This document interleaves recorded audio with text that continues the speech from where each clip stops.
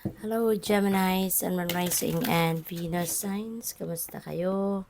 Sana pa nasa mabuti kayong kalagayan. Welcome back po sa Star Tarot. At kung bago kayo dito, welcome din po kayo. Please subscribe, like, share my videos, and leave me a comment kung nakaresonate po kayo. Thank you. Tignan natin kung anong mga messages for you today, Gemini. And I would like to say hi and a shout out muna sa ating beloved channel member na si At Alexander Turalba 3777. Maraming salamat po for supporting my channel, for sending me super thanks. Maraming salamat po sa inyo. So, first message ninyo, we have the Knight of Cups. And so, napakaganda kasi si Knight of Cups, this is someone na very, very romantic. Parang siya, hopeless romantic siya, yung ganon. Kaya, po pwede ng iba sa inyo dito, lalo-lalo na if you are still single, maaaring kayo ay magkaroon ng encounter with someone na katulad ni Knight of Cups. Very charming, very, very graceful, traditional, no, na tao. At, po pwedeng si Knight of Cups is going to express his romantic interest sa inyo, no? Pwedeng ganun ang ganap dito. There is an offer of love, no?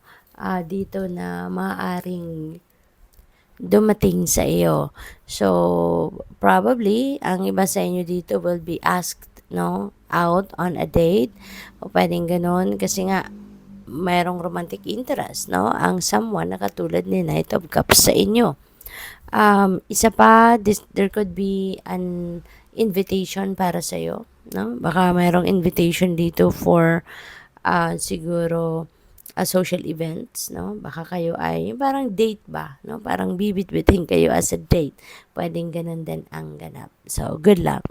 Yung next message is Ace of Pentacles, which is a really beautiful energy pagdating sa inyong money, career, and finances. Kasi si Ace of Pentacles is an abundant and prosperous energy. This is also a new beginning energy, kaya most likely magsisimula ang karamihan sa inyo dito, Gemini, ng isang masaganang period sa buhay ninyo. Masagana, no, pagdating sa kapirahang aspeto. Po pwedeng may mga financial blessings na dadating or baka financial opportunities ito na siyang maghahatid sa inyo ng abundance and prosperity eventually. Okay? So, po pwede rin na ang iba sa inyo rito will build financial stability, financial security from here on, ano, kasi nga pwedeng merong dadating dito na cold cash, no, sa inyo, and it could come from various sources, no. We don't know exactly kung saan ito manggagaling, depende sa inyong sitwasyon, but yes, no, maaaring meron dumating na cold cash sa inyo. O pwedeng yan ay pamana sa inyo, panalo, regalo, yung mga ganun ba.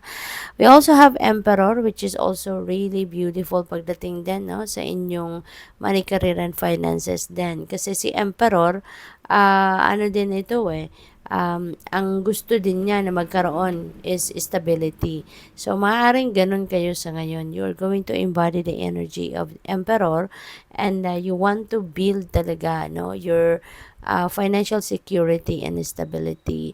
At maaaring magagamit nyo yung perang paparating, ano, with the Ace of Pentacles para ma-establish mo yung inyong financial security and stability, yung inyong financial future, and maybe you will also be building, no, your financial empire sa ngayon. This is also an energy of ang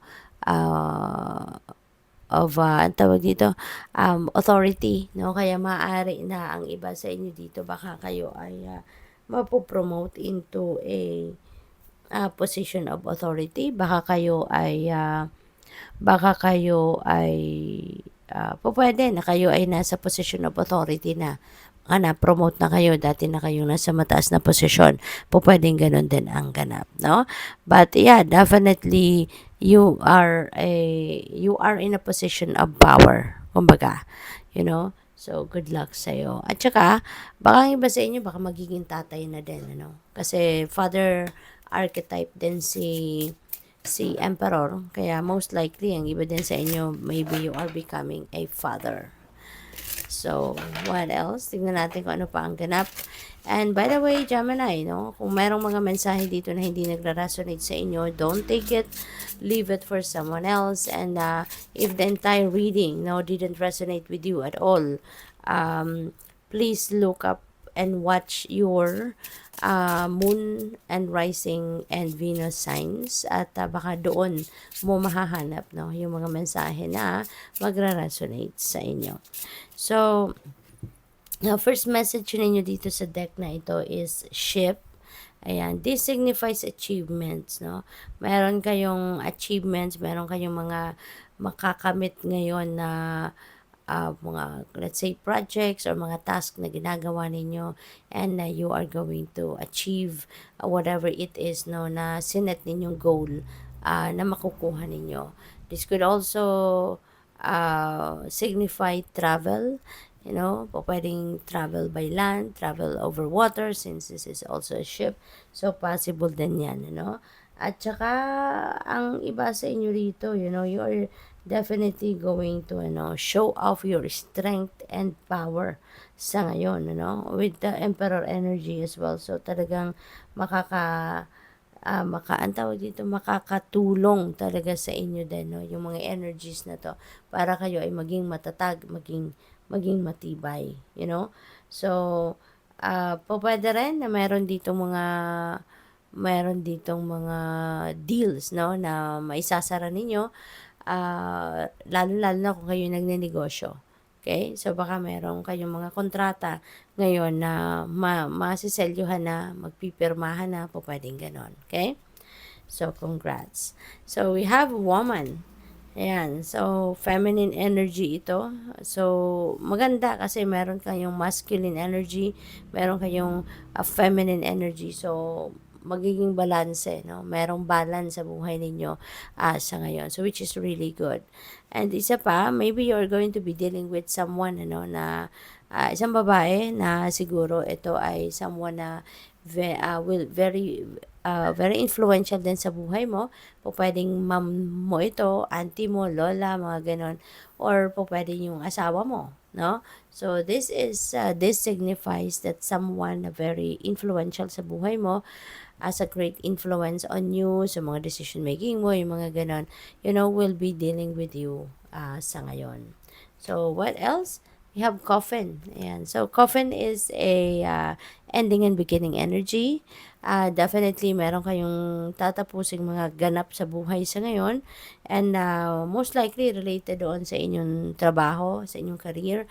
Kasi, di ba, meron kayong mga achievements na dito. So, ibig sabihin nito, ma-achieve mo na yung goal mo. So, it has come to its completion na. So, kumbaga, gagraduate na kayo doon sa task na yon or sa project na yon, ano? So, matatapos mo na kung ano man yung ginagawa mo. So, yun, definitely, merong pagbabago, no? Merong transition dito na magaganap.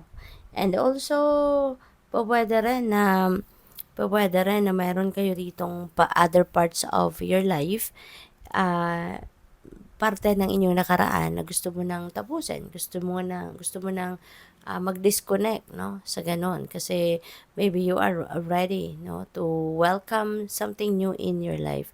Kaya that could be something that doesn't serve your best interest anymore. Kaya might as well, diba, let go na yan so that you can welcome something new na maaaring magkaroon ng mas positibong epekto or influence sa buhay mo. Kaya good luck po. Thank you for watching.